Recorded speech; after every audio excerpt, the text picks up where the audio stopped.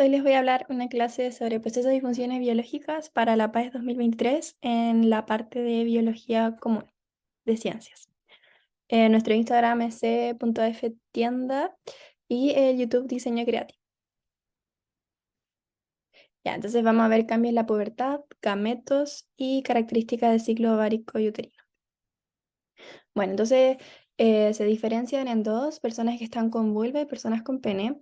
En ambos hay crecimiento de vello, solamente que con vulva hay más de forma triangular, también les crecen las mamas, crecimiento de vello corporal y empieza esto de olor axilar, apocrino y también olor corporal. Aparece el acné en todos y bueno, el vello púbico crece también en ambos, pero en hombres es con forma de romboidea, aumento del tamaño de los genitales, el escroto se puede oscurecer y lo mismo, hay crecimiento velloso corporal, solamente que acá se ve un poco más facial. Y el cambio en el timbre de la voz. Bueno, acá hay un ejemplo en donde se puede ir viendo cada uno de los temas que le hablé. Crecimiento de las mamas, de los genitales, el vello facial, la aparición del acné y olor. Bueno, ahora pasando un poco a la ovogénesis. Al momento del nacimiento, en las personas con vulva hay 200 millones de folículos primarios. ¿Esto cómo sucede? Primero, cuando están las células germinativas, o sea, antes de nacer, cuando está todo este proceso de embriogénesis, se empiezan a reproducir por mitosis las células y quedan ovogonias 2N. Y acá es importante porque ahora se pasa a meiosis, en donde sale el ovocito 1, 2N, que queda detenido en meiosis por el nacimiento para esperar la pubertad, cuando se terminen de desarrollar cada uno en folículos secundarios, folículo graph, que veremos más adelante. Em, Acá es la primera división meiótica. Primero tienen que repasar igual un poco de mitosis y meiosis para entender un poco este concepto de por qué llamo 2N y N, pero es así como se reproducen las células. Bueno, entonces después cuando ya estamos prontos a la ovulación, cuando ya pasó la pubertad, queremos hacer madurar a estos folículos primarios que quedaron detenidos en el nacimiento. Y ahí interactúan una serie de hormonas que las voy a explicar un poco más adelante. Entonces, en cada ciclo ovárico van a madurar 4 a 6 folículos primordiales que quedaron detenidos en la meiosis en nacimiento. Y importante decir que al final solamente va a haber un ovocito que predomine. Los otros se estimulan de 4 a 6 folículos primordiales y después de todos esos un folículo predomina y da origen al folículo de Graf. Em, Eso. Importante recordar que el ovocito primario que es del nacimiento es 2N y después se transforma en N, ya que el otro N la da el espermatozoide. También el espermatozoide en su parte final de la ovogénesis queda como N. Bueno, y acá un poco de lo que está hablando el folículo primordial. Cuando entramos en la pubertad hay una selección y crecimiento principalmente por esta hormona que empieza en la pubertad, que es la folículo estimulante.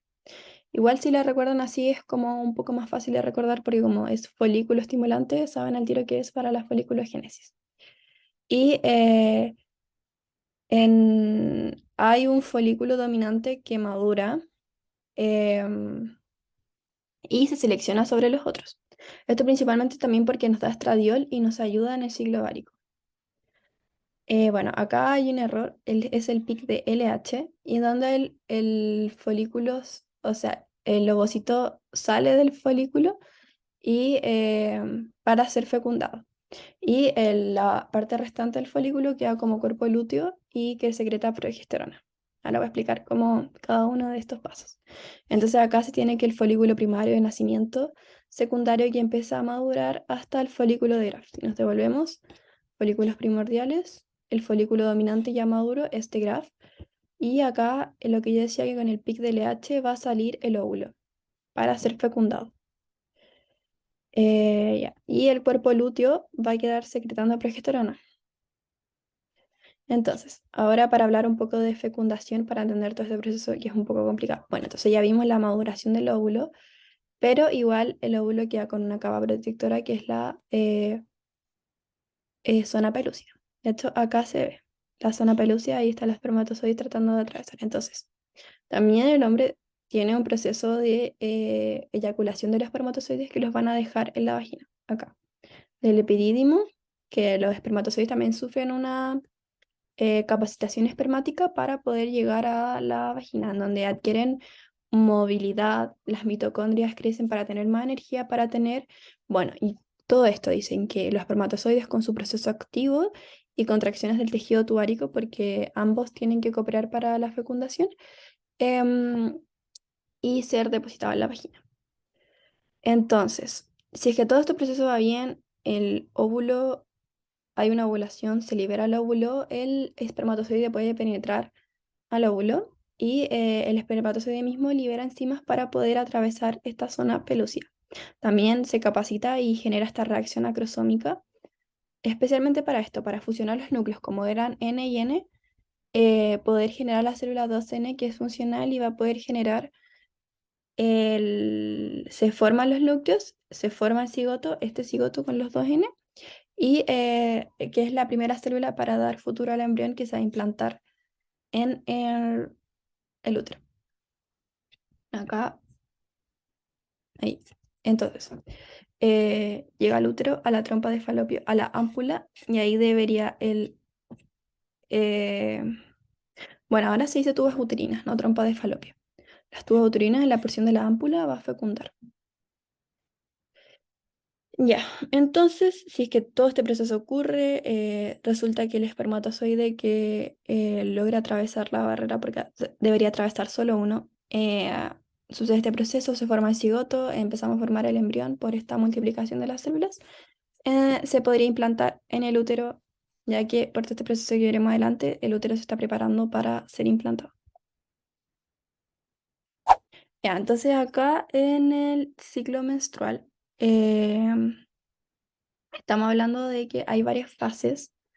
Entonces, lo primero es la fase menstrual, que dura como 1 a 7 días, en donde se desprende el útero, el endometrio, perdón, ya que no hubo implantación. Eso en caso de que no haya fecundado, distinto al proceso anterior donde sí llegó un espermatozoide.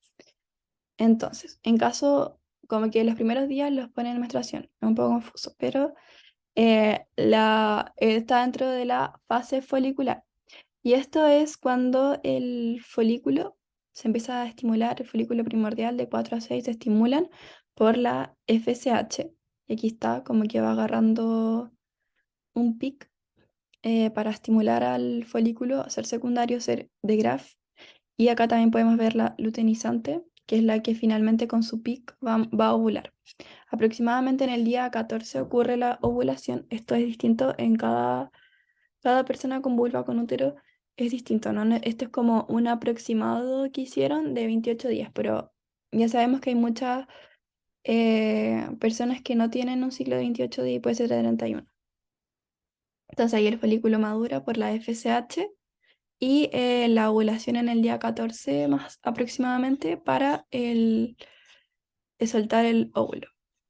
Y este cuerpo lúteo que crea secretando progesterona. Entonces, como por lo mismo ahí podemos ver, bueno, el folículo que domina empieza a secretar estrógeno, por eso es como el seleccionado, ya que puede secretar estrógeno y logra como empezar a madurar este endometrio y para la implantación, porque por eso va a crecer, para poder implantar al embrión.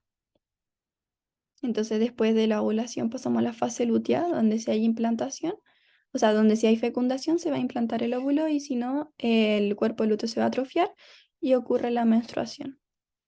Entonces son dos partes, fase folicular de crecimiento del folículo, fase lútea por la hormona luteinizante que previamente había hecho un pic y se ovuló y puede llegar a implantarse. La progesterona ayuda al mantenimiento del endometrio, pero como el cuerpo lúteo, si es que no hay fecundación, se va a atrofiar, baja la progesterona y ahí vendría el proceso de menstruación donde se desprende el endometrio.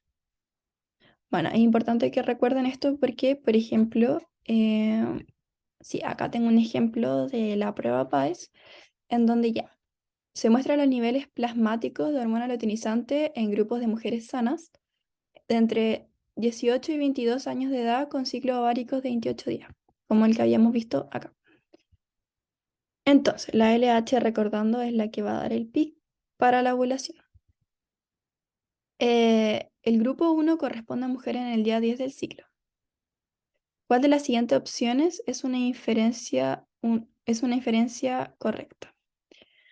Bueno, para recordar un poco, vamos a seguir porque acá da una buena explicación el DEMRE. Entonces, eh, la- las mujeres sanas tienen un aumento, esto en un ciclo considerando 28 días, en el 14 que se produce la LH secretada por la adenohipófisis y esta va a producir que haya esta ovulación y se secrete progesterona y estrógeno. Entonces, la A y la E.